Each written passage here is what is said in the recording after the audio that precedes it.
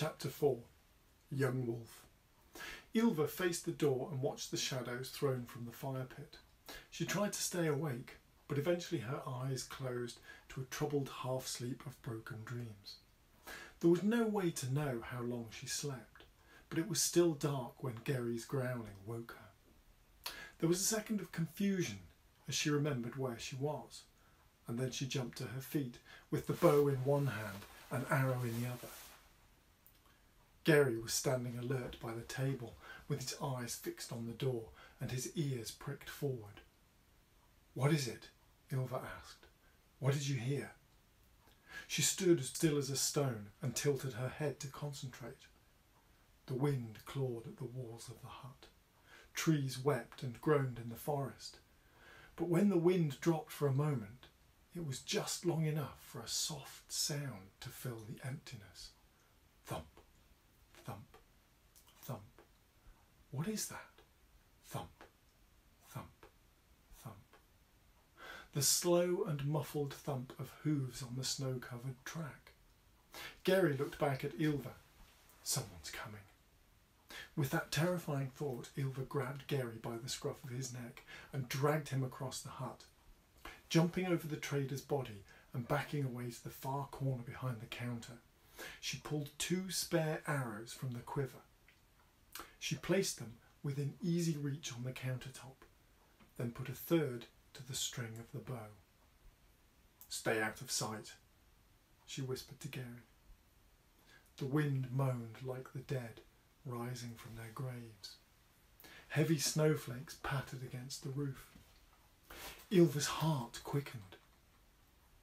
There was a mutter of a voice in the storm, and a moment later the door rattled. "Hey!" The door rattled again, and a second later an eye appeared at a gap in the shuttered window. The woman raised her voice and banged a fist on the wall. Gary's muscles tightened and he lifted his lips to bare his teeth. He growled, long and deep, until Ylva hushed him and crouched lower, moving into the darkest shadows to keep out of sight. Holding the bow drawn and ready to shoot, she tried to give Gary a reassuring smile, but the shutter smashed inwards with an alarming crash. Ylva flinched as splinters and snow showered into the hut.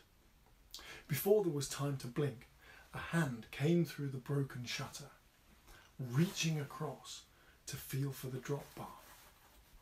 There was a thud as the heavy piece of wood fell to the floor, and the hand withdrew. When the door swung open, a single figure stood on the porch.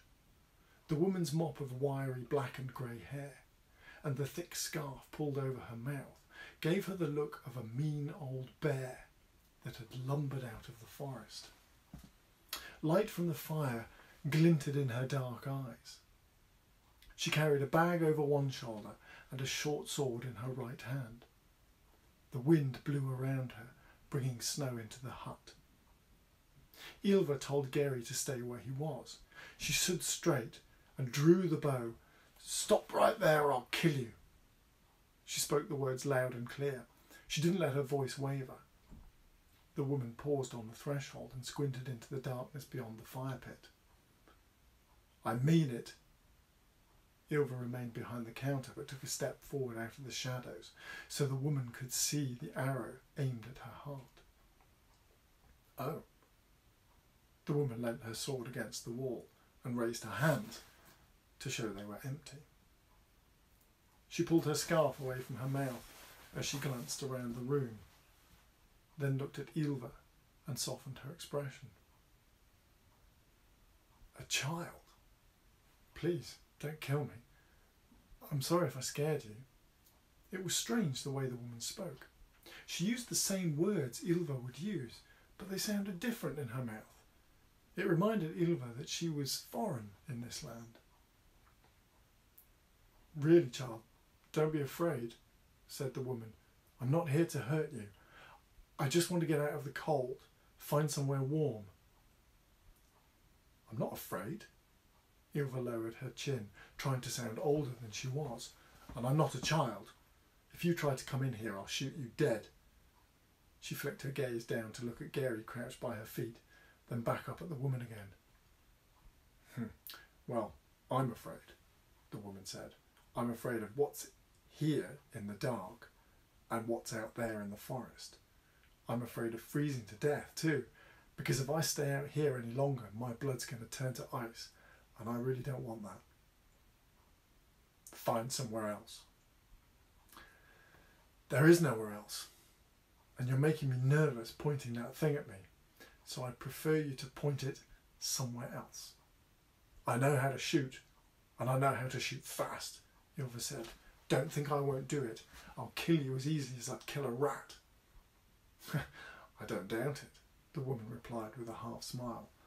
I can see the wolf in you. She held Ylva's gaze for a moment, then shifted her eyes to take in the state of the room. She let out a long, deep sigh as she looked at Ylva once more. It's getting colder out there, and there's things I'd rather not run into. I really need to come inside. So you can try to kill me? Why would I do that? Because you're a Saxon and you're a Dane? The woman took a deep breath and puffed her cheeks as she let it out. Well, I don't care much about Vikings and Saxons and all that. People are people as far as I'm concerned, and every one of them deserves to be left in peace to live the life they want.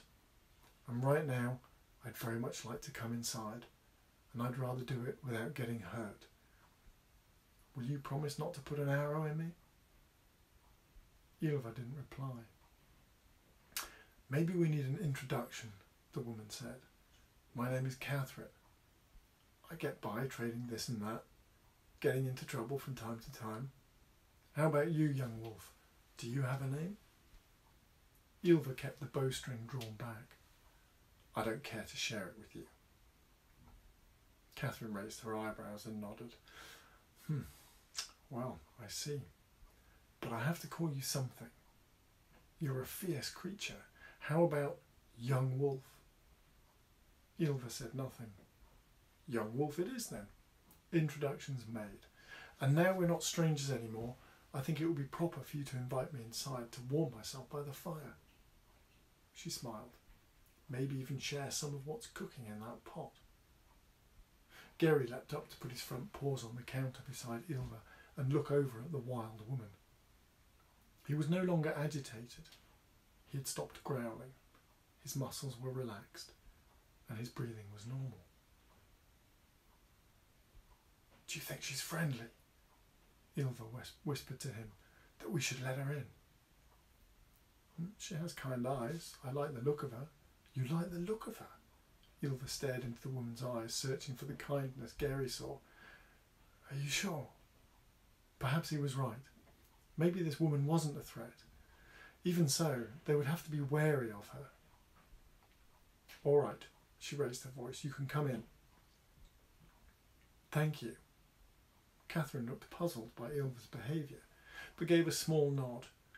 And thank you for not killing me. She dropped her bag beside Ylva's satchel. Now, I don't want you getting worked up any more than you already are, Catherine said.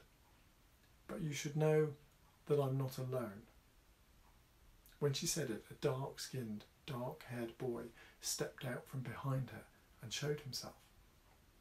He was a few inches taller than Ylva, lean and dressed in a leather tunic and breeches.